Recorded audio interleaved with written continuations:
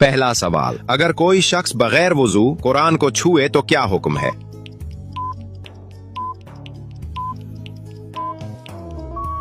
सही जवाब, नाजायज। दूसरा सवाल, वो कौन सा अमल है जिसके बारे में हदीस में आया कि ये रिस्क को खींच कर लाता है?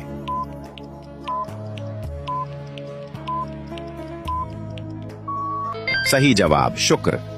तीसरा सवाल, नबी करीम सल्लल्लाहु अलैहि वसल्लम ने किस दुआ को घरों से नहूसत और गुर्बत को दूर करने वाली बताया?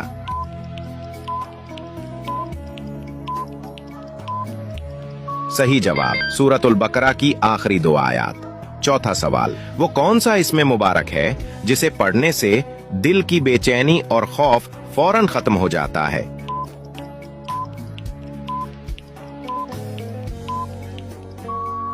सही जवाब, या सलाम।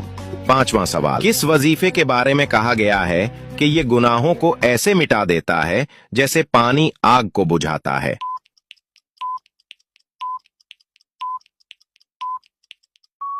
सही जवाब, इस्तिग़फ़ार।